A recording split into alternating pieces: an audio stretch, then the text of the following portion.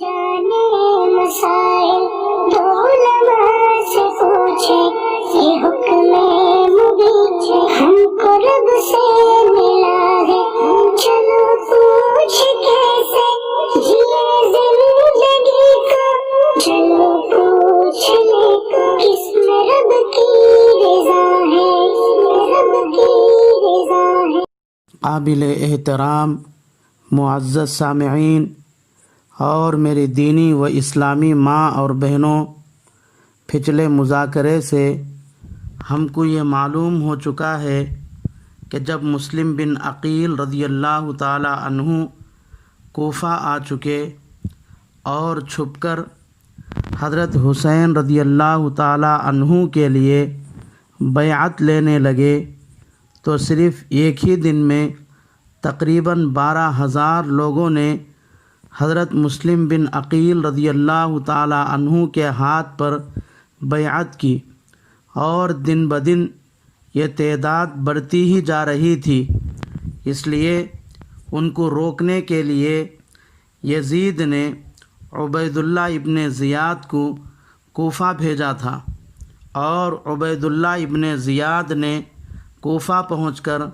ایک بہت بڑا مجمع اکٹھا کر کے حضرت حسین رضی اللہ تعالی عنہ کے لیے بیعت کرنے والوں کو دھمکی دی۔ اس کے بعد عبید اللہ نے اپنے جاسوسوں کے ذریعے جس مکان میں حضرت مسلم بن عقیل رضی اللہ عنہ چھپے ہوئے تھے اس مکان کا پتہ لگا لیا، اور حضرت مسلم بن عقیل اور ہانی بن عروہ کو گرفتار کر لیا۔ دوسری طرف حضرت حسین رضی اللہ تعالی عنہ کو کوفہ کے بدلے ہوئے حالات کا علم نہ تھا، اس لیے کوفہ جانے کی تیاری کر رہے تھے، اور یہ خبر مکہ میں مشہور ہو گئی کہ حضرت حسین رضی اللہ تعالی عنہ کوفہ جانے والے ہیں۔ تو آپ رضی اللہ تعالی عنہ سے ہمدردی اور محبت رکھنے والے آپ کے پاس آ کر سمجھانے لگے کہ آپ کا کوفہ جانا خطرے سے خالی نہیں ہے۔ سب سے پہلے حضرت عبد الرحمن بن حارث رضی اللہ عنہ آ کر کہا، آپ کو کوفہ جانے کا ارادہ ختم کر دینا چاہیے، کیونکہ وہاں عبید اللہ ابن زیاد آ چکا ہے۔ بہت ممکن ہے کہ عبید اللہ ابن زیاد کے زور و ظلم سے جن لوگوں نے تم کو کوفہ آنے کی دعوت دی ہے وہی تمہارے خلاف جنگ کرنے کے لیے میدان میں آ جائے۔ اس کے بعد حضرت عبداللہ ابن عمر رضی اللہ تعالی عنہما آئے اور حضرت حسین رضی اللہ تعالی عنہ کو مکہ چھوڑ کر نہ جانے کے متعلق رو رو کر سمجھانے لگے۔ حضرت عبداللہ ابن عمر رضی اللہ تعالی عنہما کے رونے کو دیکھ کر حضرت حسین رضی اللہ تعالی عنہ بھی رو پڑے، لیکن حضرت عبداللہ ابن عمر رضی اللہ تعالی عنہ کی بات ماننے سے انکار کر دیا۔ اس کے بعد عبداللہ ابن عباس رضی اللہ تعالی عنہما حضرت حسین رضی اللہ تعالی عنہ کے پاس آئے اور عرض کیا کہ تم ہرگز مکہ چھوڑ کر کوفہ نہ جاؤ، کیونکہ تمہارے والد بزرگوار نے مکہ اور مدینے کے مقابلے میں کوفہ کو ترجیح دی، لیکن نتیجہ تم دیکھ چکے ہو، کوفہ والوں نے تمہارے والد ماجد کے ساتھ کیسا سلوک کیا، بالآخر شہید ہی کر دیا۔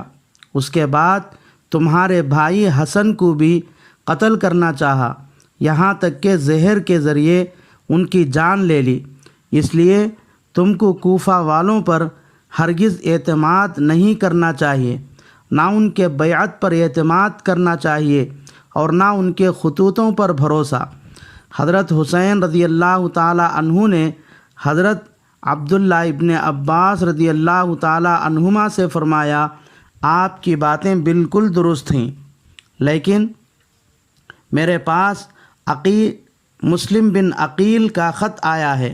اب کوئی خطرے کی بات نہیں ہے، اس لیے اب میرا کوفہ جانا ہی مناسب ہے۔ یہ جواب سن کر حضرت عبداللہ ابن عباس رضی اللہ تعالی عنہما نے کہا کہ یہ ذوالحجہ کا مہینہ ہے، تم بھی حج میں شریک ہو جاؤ اور لوگوں کو بھی حج سے فارغ ہونے دو،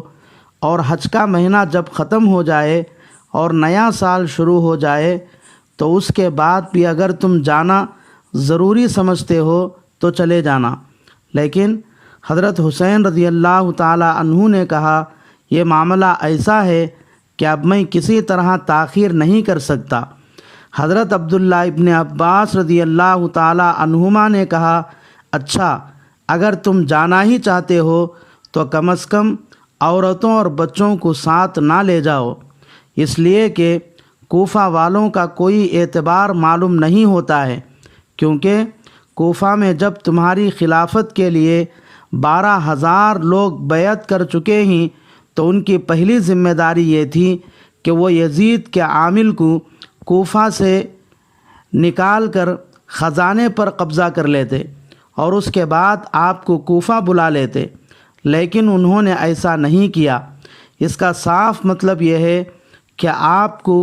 کوفہ آنے کی دعوت دینے والوں اور آپ کی خلافت کے لیے بیعت کرنے والوں کے اندر اتنی ہمت نہیں ہے کہ وہ یزید کے عامل کے خلاف کچھ کر سکے، اور نہ یزید کے عامل کو کوفہ سے نکالنے کی وہ جرأت کر سکتے ہیں،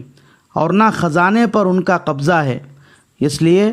یزید کا عامل یقینی طور پر ان کو خوف دلا کر یا لالچ دے کر کوفہ والوں کو جب چاہے جیسے چاہے استعمال کر سکتا ہے۔ ایسے حالات میں ممکن ہے کہ جو لوگ آپ کو بلا رہے ہیں وہی لوگ یزید کی طرف سے میدان میں آپ سے لڑنے کے لیے آئے۔ ان حالات پر غور کرنے سے معلوم ہوتا ہے کہ آپ کے جان کو خطرہ ہے۔ اگر عورتیں اور بچے بھی آپ کے ساتھ رہیں گے تو جس طرح حضرت عثمان رضی اللہ تعالی عنہ کو ان کے بیوی بچوں کے سامنے شہید کر دیا گیا، اسی طرح آپ کے اہل و عیال کو بھی آپ کا قتل ہونا دیکھنا پڑے گا۔ جس طرح حضرت عثمان غنی رضی اللہ تعالی عنہ کو ان کے بیوی بچوں کے سامنے شہید کر دیا گیا، اسی طرح آپ کے اہل و عیال کو بھی آپ کو قتل ہوتا ہوا دیکھنا پڑے گا۔ اس کے بعد حضرت عبداللہ ابن زبیر رضی اللہ تعالی عنہ نے بھی آ کر عرض کیا آپ ہرگز مکہ چھوڑ کر نہ جائیے، بلکہ میں نہایت خلوص نیت کے ساتھ کہتا ہوں کہ آپ یہیں مکہ میں رہ کر مکہ کی حکومت سنبھال لیجئے۔ لیکن حضرت حسین رضی اللہ تعالی عنہ نے نہیں مانا، بلکہ کہا میں تو کوفہ والوں کو اطلاع دے چکا ہوں اور جانے کا پختہ ارادہ بھی کر چکا ہوں، اس لیے میں اب کسی طرح رک نہیں سکتا۔